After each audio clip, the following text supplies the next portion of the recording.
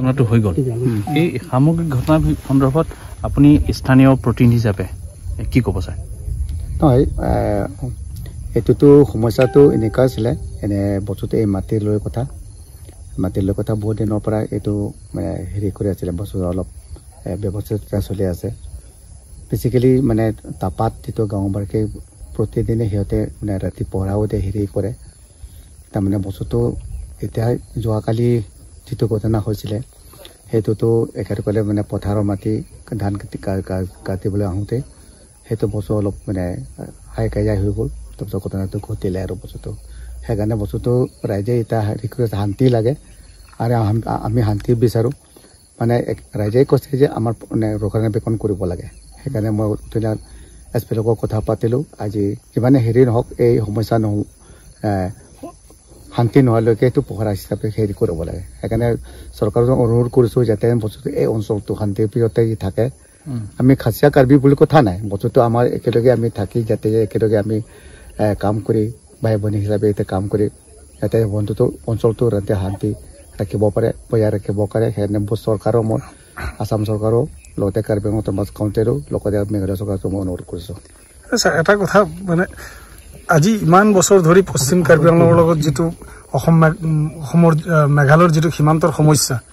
আজি ইমান বছৰ ধৰি চলি আহিছে কিন্তু বিশেষকৈ অসম চৰকাৰ বা কাউন্সিলে এই ক্ষেত্ৰত মানে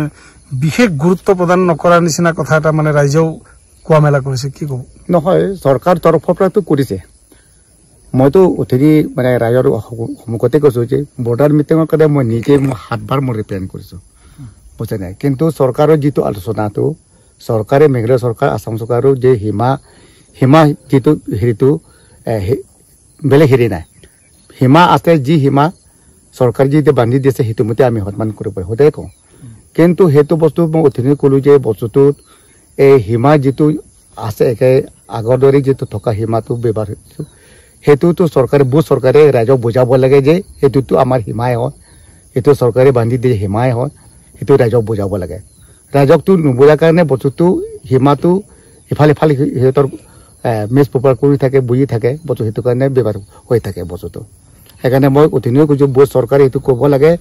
যিটো সিদ্ধান্ত বাৰে বাৰে সিদ্ধান্ত হৈ গ'ল যে কাৰ্বি আংলং বিশেষকৈ কাৰ্বি আংলং মেঘালয় যিটো সীমাটো সীমাটো এতিয়াই থাকিব সেইটো সন্মান কৰিম এতিয়াই থাকিম কিন্তু ৰাইজেতো মানা নাই চৰকাৰে সেইটো বুজাব লাগে ৰাইজক যে বস্তুটো আমাৰ সীমা সেইটোৱে হয় যি আছে যি কৰিব লাগে আমি একেলগে কাম কৰিম কিন্তু চৰকাৰে বান্ধি দিয়া সীমাটো আমি সন্মান কৰিব লাগে সেইটো ৰাইজক বুজাব লাগে বিশেষকৈ মেঘালয় চৰকাৰ আসাম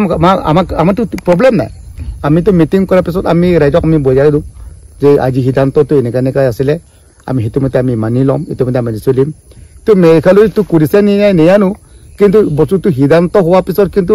নহয় দেখোন বস্তুটো আপোনালোকৰ জানে যে মেঘালয়ৰ যিটো আমাৰ গেট যে আছিল আপোনালোক গম পায় গেটৰ সংক্ৰান্তত মিটিং বহিলোঁ সিদ্ধান্ত ল'লোঁ সিহঁতৰ বৰ্ডাৰ মিচাই নিজে চুহি আছে কিন্তু সেইটো মতে চুহি কৰাৰ পিছত যে গেট বহাব পাৰে গেট কৰিব পাৰে কোনো আপত্তি নাই বুলি সিহঁতৰ সিদ্ধান্ত লোৱাৰ পিছত লাগোতো বহাবলৈ নিদিয়ে ৰাইজে সেইকাৰণে ৰাইজক সেইটো বুজাব লাগে সেইটোকে মই চৰকাৰক অনুৰোধ কৰিছোঁ